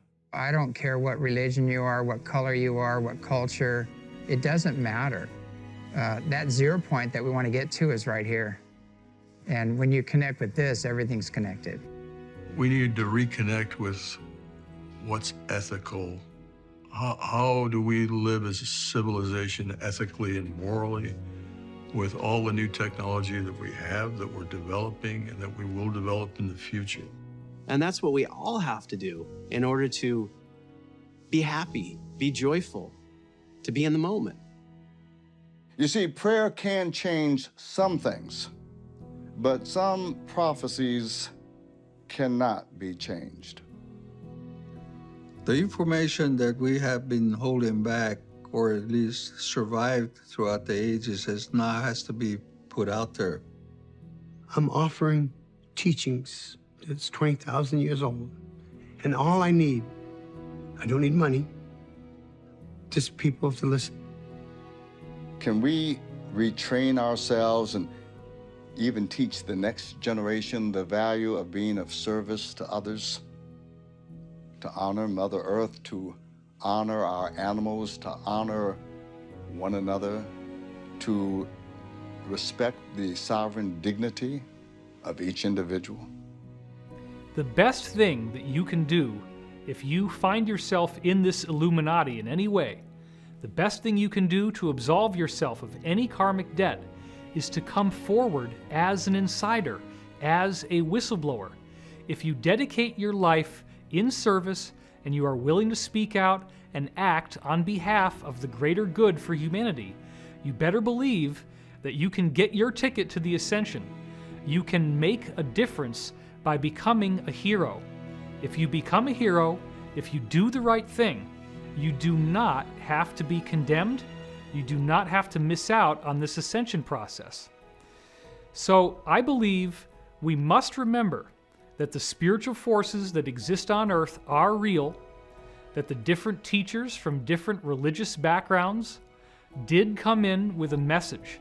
There is a consistency to that message. This is the angelic positive agenda. It is to teach us the importance of love, positivity, compassion, long-suffering, patience, forgiveness, and understanding. And once we embrace and live by these principles, we are bringing ourselves into vibrational accordance with this higher truth. It is a very exciting future, and it is a future that I am willing to fight for and that I spend every day of my life to prepare us for. That is the mission, that is the objective, that is the ascension, and that is the cosmic secret.